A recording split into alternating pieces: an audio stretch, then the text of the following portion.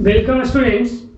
अब हम लोग देखेंगे ह्यूमन डेवलपमेंट रिपोर्ट। ठीक है, तो आपने पीछे पढ़ा कि एक है वर्ल्ड डेवलपमेंट रिपोर्ट, उसको कौन पब्लिश करता है? वर्ल्ड बैंक पब्लिश करता है और उसका मेन बेसिस जो है इनकम है। ठीक है, तो ये है ह्यूमन डेवलपमेंट रिपोर्ट, उससे थोड़ा डिफरेंट है। इसका जो है आपका बेस भी जो है डिफरेंट है, तो हम इसको सेपरेटली देखते हैं आगे। सबसे पहले ये समझते हैं कि जिस तरह से आपका जो वर्ल्ड बैंक रिपोर्ट है, ठीक है, वर्ल्ड डेवलपमेंट रिपोर्ट है, वो वर्ल्ड बैंक पब्लिश करता है। ठीक है, उसी तरह से ह्यूमन डेवलपमेंट रिपोर्ट है, वह एक दूसरा ऑर्गेनाइजेशन है जिसका नाम है UNDP, United Nations Development Programme. ठीक है, तो ये जो है आपका ह्यूमन डेवलपमेंट रिपोर्ट को पब्लिश करता है। तो यूनाइटेड नेशंस डेवलपमेंट प्रोग्राम है क्या? तो ये जो है इसका पेरेंट ऑर्गेनाइजेशन है यूनाइटेड नेशंस। ठीक है, यूनाइटेड नेशंस है क्या? हम लोग इसको पहले थोड़ा सा देख लेते हैं। देखिए, यूनाइटेड नेशन जो है एक इंटर गवर्नमेंटल इंटरनेशनल ऑर्गेनाइजेशन है। मतलब वर्ल्ड का जो डिफरेंट कंट्रीज है उसके गवर्नमेंट के सपोर्ट से जो है यूनाइटेड नेशंस बना है।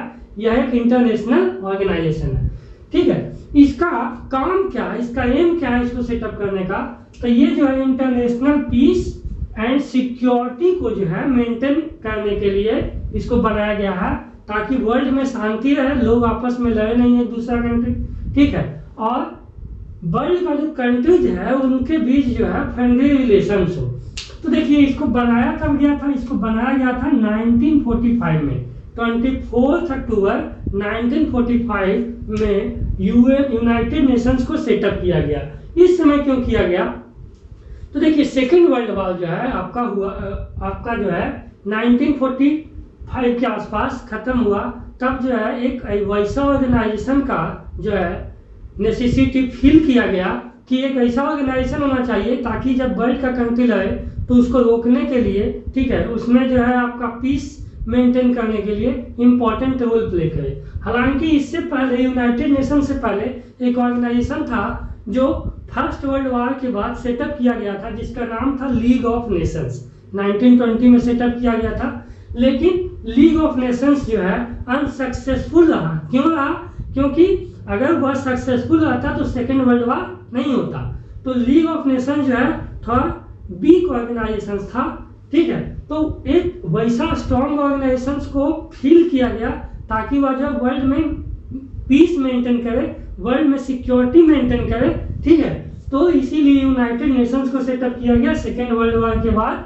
और इसका जो हेडक्वार्टर है वो न्यूयॉर्क में है, न्यूयॉर्क यूएसए में। और इसका जो है 193 मेंबर्स है। वर्ल्ड का मोस्टली कंट्री जो है यूनाइटेड नेशंस का मेंबर है। तो इसीलिए वर्ल्ड में कुछ भी झगड़ा होता है तो लोग यूनाइटेड नेशंस में जो है जाता है। ठीक है, जैसे इंडिया पाकिस्तान का वार हुआ था तो पाकिस्तान जो है आपका यूनाइटेड नेशंस में अपील किया था, पाकिस्तान की तरफ से यूएसए। उसी तरह से आज देखिए, कभी इंडिया पाकिस्तान में अभी हाल ही में जो है आपका कश्मीर इशू को लेकर करके पाकिस्तान यूनाइटेड नेशंस गया। ठीक है, तो एक तो सबसे पहला इसका काम है कि सिक्योरिटी और पीस मेंटेन करना, ताकि झगड़ा नहीं हो, लड़ाई नहीं हो, क्योंकि लड़ाई होने से अल्टीमेटली जो है उसके सिटीजन्स को जो है ह्यूमन को प्रॉब्लम होता है। और दूसरा जो फ्रेंडली रिलेशन जो है मेंटेन करना। तो इसीलिए लोग जो है जाते हैं, मतलब कंट्री का जो गवर्नमेंट है यूएन में जाता है अगर किसी तरह का डिस्प्यूट क्रिएट होता है किसी भी प्रकार का, चाहे वो वाटर से रिलेटेड हो, रिवर से रिलेटेड हो, माउंटेन से रिलेटेड हो, प्लेस से रिलेटेड हो। अभी इस तरह का बहुत सारा इशू चल रहा है इंडिया में। इंडिया नेपाल है, इंडिया चाइना है, इस तरह का डिस्प्यूट चल रहा है। इवन समझिए कि और भी वर्ल्ड का बहुत सारा कंट्री वहाँ इस तरह का डिस्प्यूट चलता है। तो यूनाइटेड नेशंस ऑर्गेनाइजेशन जो है उसके लिए आपका एक समझिए कि पंच का काम करता है। जैसे पंचायत में पंच होते हैं ना, जज का काम करता है, मतलब उन लोगों को हेल्प करता है। तो ठीक है, तो इसका मेन एम उस समय यही था। अभी देखिए, अभी आगे और समझेंगे बाद में इसका एम जो है कैसे चेंज हुआ। देखिए, यूनाइटेड नेशन का 6 जो है प्रिंसिपल ऑर्गेनाइजेशन है। पहला जनरल असेंबली, जिस तरह से हमारा असेंबली है पार्लियामेंट में, लोकसभा। ठीक है, उसी तरह से वर्ल्ड का असेंबली है जनरल असेंबली, जहाँ वर्ल्ड का जितना भी कंट्री है उसका रिप्रेजेंटेटिव जो है इसमें आपका बैठता है और डिस्कशन करता है। वर्ल्ड का जो इश्यूज है, चाहे वो डेवलपमेंटल इशू है, प्रॉब्लमेटिक इशू है, सबका डिस्कशन करता है। दूसरा सिक्योरिटी काउंसिल, ठीक है, ये जो है आपका मेनली सिक्योरिटी से रिलेटेड है, जहाँ कहीं भी जो है आपका डेंजर सिचुएशन आता है, इसका अपना जो है आपका आर्मी है, सब कुछ है। तीसरा economic and social council. Economic and social council जो है वर्ल्ड में इकोनॉमिक एंड सोशल डेवलपमेंट है उसको एनालाइज करता है और उसको आगे बढ़ाने के लिए जो है उस पर आपका रिसर्च एंड डेवलपमेंट करता है, ठीक है। तो अभी पर इसको देख लेते हैं। चौथा ऑर्गेनाइजेशन आपका ट्रस्टीशिप काउंसिल है, उसके बाद इंटरनेशनल कोर्ट ऑफ जस्टिस है, किसी भी तरह का डिस्प्यूट जो है यहाँ सॉल्व किया जाता है। यूएन सेक्रेटेरिएट है ना, जो ये सब सारा का जो है काम संभालता है। तो हम लोग बात कर रहे हैं यूएनडीपी का, यूनाइटेड नेशंस डेवलपमेंट प्रोग्राम का। यही हम लोग को पढ़ना है, क्योंकि यही जो ऑर्गेनाइजेशन है वह ह्यूमन डेवलपमेंट रिपोर्ट को पब्लिश करता है, ठीक है। तो ये जो ऑर्गेनाइजेशन है वह यूनाइटेड नेशन का जो 6 मेन ऑर्गेनाइजेशन है उसके तहत इकोनॉमिक एंड सोशल काउंसिल है, उसी में है आपका यूनाइटेड नेशंस डेवलपमेंट प्रोग्राम। तो इसको जो है 1965 में सेटअप किया गया था, शायद 22 नवंबर को, हम कंफर्म नहीं है, ठीक है। तो 1965 में सेटअप किया गया था और इसका हेडक्वार्टर कहाँ है आपका न्यूयॉर्क में है, यानी जहाँ यूनाइटेड नेशंस का हेडक्वार्टर है आपका न्यूयॉर्क में। तो इसका काम क्या था, इसको कि वर्ल्ड में जो डेवलपमेंट प्रोजेक्ट्स है, स्पेशली जो डेवलपिंग कंट्रीज है, अंडर डेवलपिंग कंट्रीज है, उनको डेवलपमेंट गोल अचीव करने में हेल्प करना, पॉवर्टी रिडक्शन में हेल्प करना, ठीक है, उनका एजुकेशन का लेवल बढ़ाना, इकोनॉमिक जो डिस्पैरिटी है, इनइक्वालिटी है, उसको खत्म करना, ठीक है, जेंडर डिस्पैरिटी है, सस्टेनेबल डेवलपमेंट गोल है, मतलब बहुत तरह का एम है इसका। और ये जो वर्ल्ड को जो आपका पुअरेस्ट कंट्रीज है, अंडर डेवलप्ड कंट्रीज है, डेवलपिंग कंट्री है, उसको ग्रांट्स और सपोर्ट प्रोवाइड करता है, टेक्निकल और एक्सपर्ट एडवाइस प्रोवाइड करता है कि आपको कैसे जो है आप जो है पॉलिसी बनाइए ताकि आपके सिटीजन्स का डेवलपमेंट हो, आपका गवर्नेंस बेटर हो, ठीक है। तो यही जो यूएनडीपी है वह एचडीआर पब्लिश कर रहा है। हम आपको बताए थे कि वर्ल्ड डेवलपमेंट रिपोर्ट 1977-1978 से पब्लिश हो रहा है, उसी तरह से ह्यूमन डेवलपमेंट रिपोर्ट जो है आपका 1990, ठीक है, 1990 से कौन पब्लिश कर रहा है, यूएनडीपी। अब हम लोग देखेंगे कि वर्ल्ड डेवलपमेंट रिपोर्ट है क्या, उसको कैसे बनाया जाता है, ठीक है, उसका मेन कंपोनेंट्स क्या है, क्या क्या कंपोनेंट्स यूज होता है, ठीक है। क्योंकि हमने देखा कि जो world bank world development report बनाता है उसमें जो मेन कंपोनेंट्स है वो इनकम है, कि वर्ल्ड का जिस कंट्री का जितना ज़्यादा इनकम होगा वह डेवलप्ड होगा और जितना कम इनकम होगा अंडर डेवलप्ड होगा। लेकिन इसका कंपोनेंट जो है वर्ल्ड बैंक से कुछ डिफरेंट है, जिसको हम लोग देख रहे हैं ह्यूमन डेवलपमेंट रिपोर्ट। हमने बताया अभी कि यूएनडीपी जो है ह्यूमन डेवलपमेंट रिपोर्ट को पब्लिश करता है, और ये कब से पब्लिश कर रहा है, 1990 से।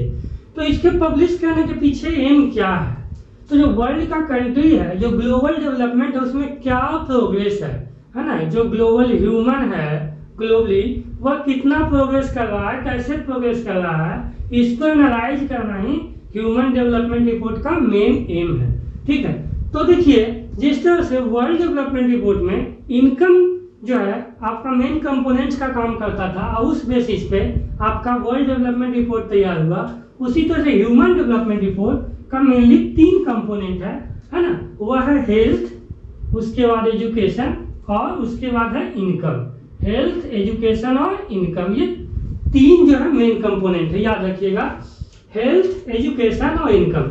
तो हेल्थ में हम देखें कि बहुत सारा जो है आपका कंपोनेंट्स जो है डेवलपमेंट का देखें, जैसे आपका मदर मोर्टेलिटी रेट है, इन्फेंट मोर्टेलिटी रेट है, उसके बाद लाइफ एक्सपेक्टेंसी है, ये बॉडी मास इंडेक्स है, ये सब जो है आपका हेल्थ को इंडिकेट करता है, बेटर हेल्थ को। तो ये सब सारा लेंगे तो बहुत ज़्यादा जो है आपका मेसी हो जाएगा, ठीक है।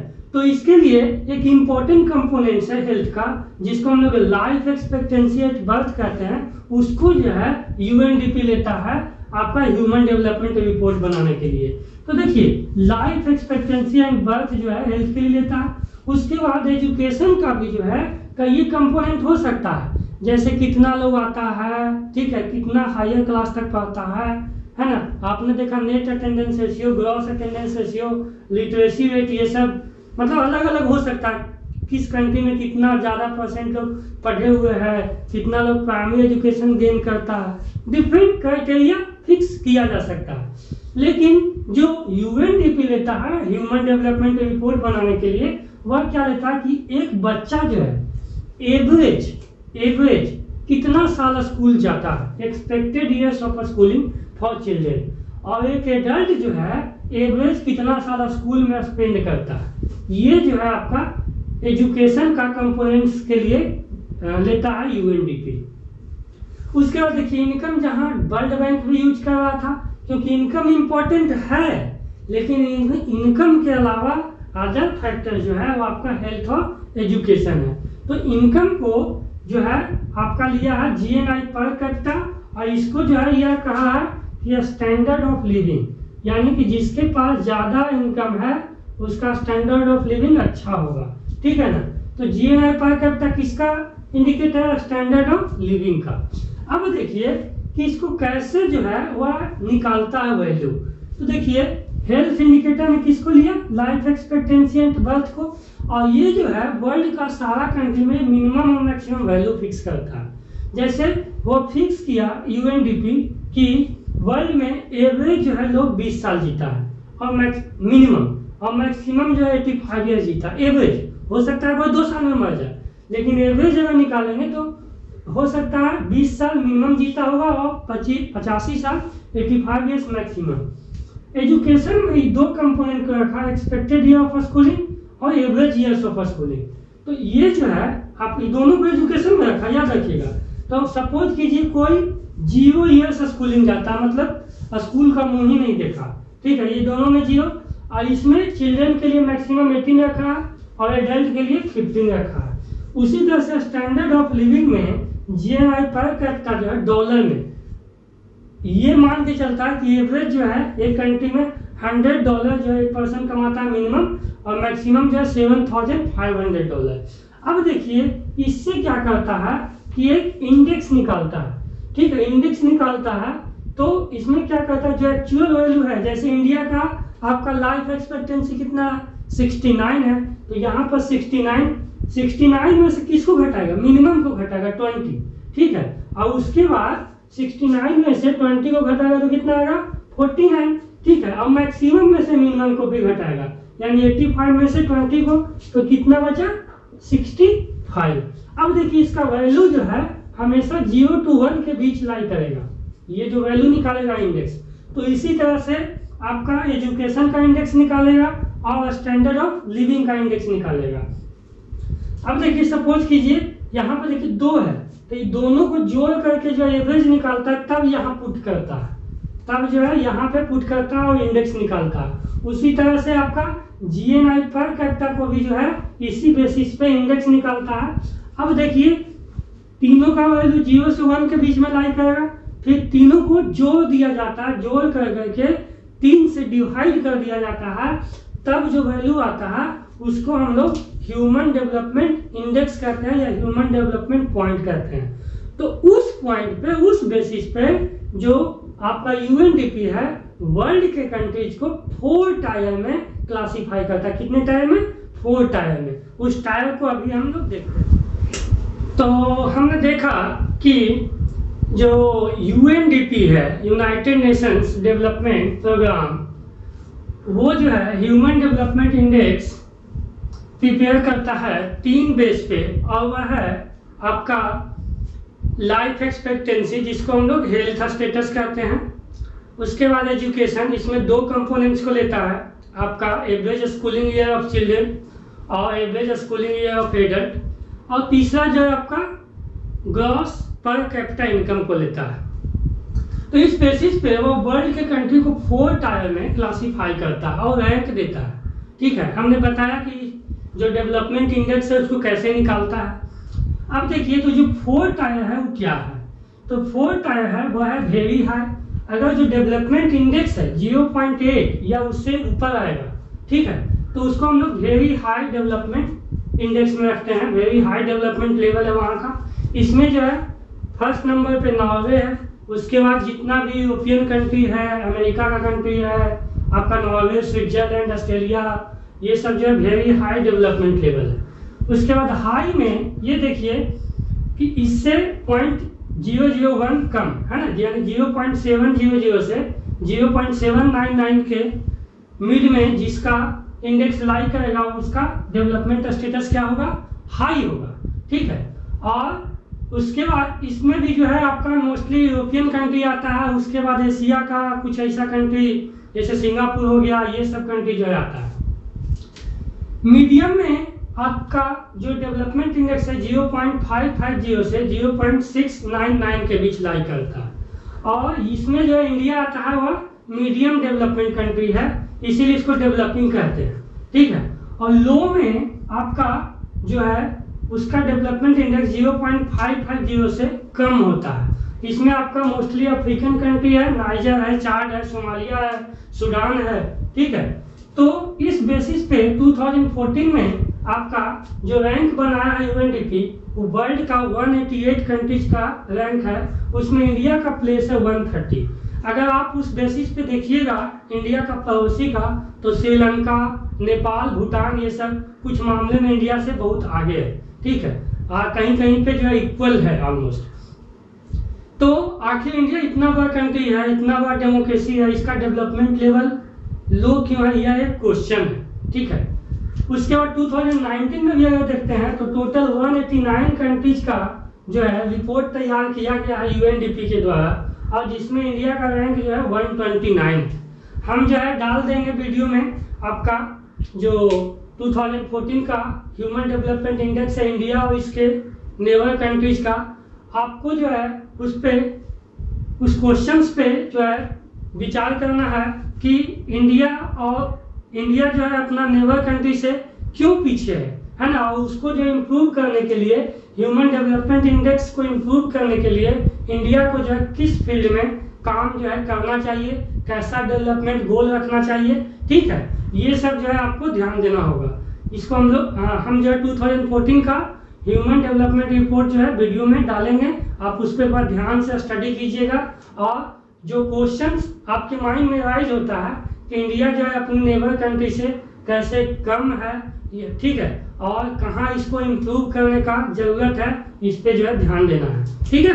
तो ये आपका क्लियर हो गया ह्यूमन डेवलपमेंट रिपोर्ट। इसमें आपको दो बात याद रखना है कि ह्यूमन डेवलपमेंट रिपोर्ट कौन तैयार करता है, यूनाइटेड नेशन डेवलपमेंट प्रोग्राम तैयार करता है। इसका 3 कंपोनेंट है आपका, वो 3 कंपोनेंट क्या है, हेल्थ, एजुकेशन और इनकम।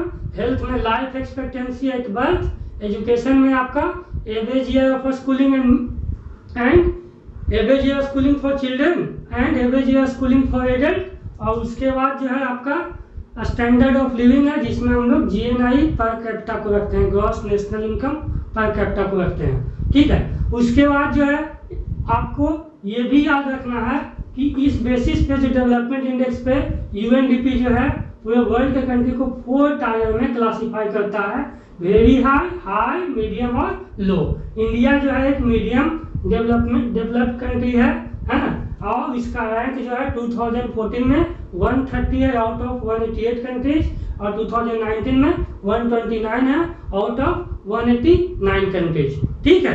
Thank you.